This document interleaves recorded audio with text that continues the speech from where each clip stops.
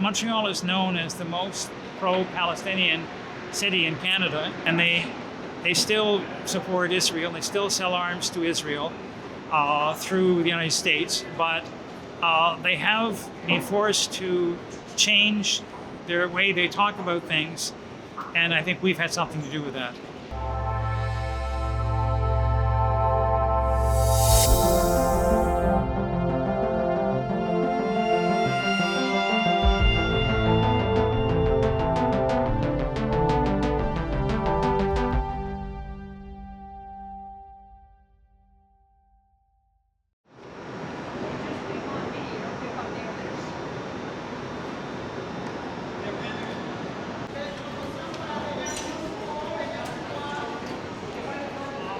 My name's Fred Jones. I'm a retired CUTV teacher. I've been a volunteer with PAJU for about 20 years. PAJU's been existing for 25 years, handing out leaflets across Montreal. We hand them out in the winter in the metro because it's a way to meet lots of people, and it's also warmer. And in the summer, we go in the festivals inside the security and hand out to people who are at the festivals. And we also do it on the streets that are closed to traffic. And in the fall, we're in front of the CUTVs and the university. So we see a lot of people, and we're handing out leaflets, gives information about Palestine that you often don't see in the newspapers and TV. And so it counters some of the disinformation they've got. And we also have a website, and we have about 1,250,000 people who come to it every month. Hits, well, not that many people, but we have over a million, almost 1.5 million hits every month. So we're trying to let people know what's going on.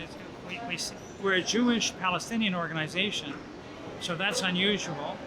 And it was founded as a Jewish Palestinian organization, and we've always been that way. So that gives us a little bit more freedom to pose questions about Zionism and about what the Israelis do. It's harder to be criticized for us, and people are interested in knowing what a Jewish Palestinian organization would say.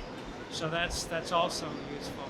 We've always been concerned about the apartheid, the systematic inequality, and the violence in Palestine and Gaza.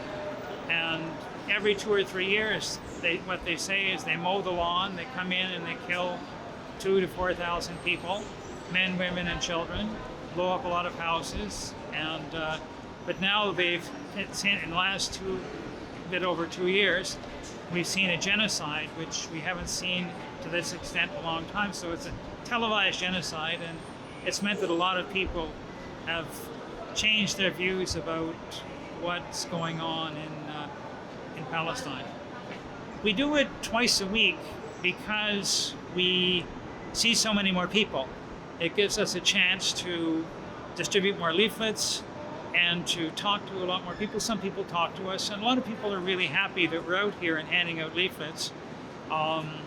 And we certainly hand out a lot in the metro. But we've also done the the Fête Nationale parade, and we've done the Canada parade, and we've sometimes handed out 3,000 or 4,000 there. So there's a lot of desire to learn about what's going on, in particular since the genocide began. But we've always found a desire to know what's going on, and we've been doing it since 2000. We do sometimes get people who are upset by what we're handing out, or just the fact that we're there. But this is Montreal, and we don't usually get any violence. What we get is people showing us the finger, or swearing at us, or taking a leaflet and tearing them up. But just a minute, I'm on. So that's mainly the thing. We have had in the past. Once we had somebody who tried to tear our banner down, but that was years ago.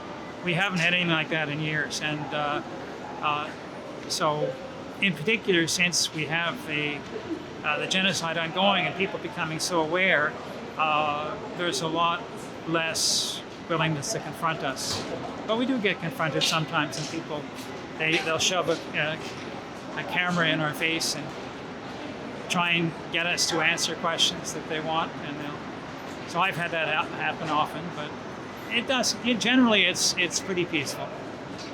So what we're really doing is we're not picketing a particular company or in general. We have done that, but what we're trying to do is to change the point of view of the population in general, and I think we've had a big impact. Montreal is known as the most pro-Palestinian city in Canada, and it's the government has, they're far from perfect, and they still support Israel. They still sell arms to Israel through the United States, but they have been forced to change their way they talk about things, and I think we've had something to do with that. I'd like to thank, of course, all our volunteers, because nobody's paid for this. We sometimes have people who come and say, how much you paid?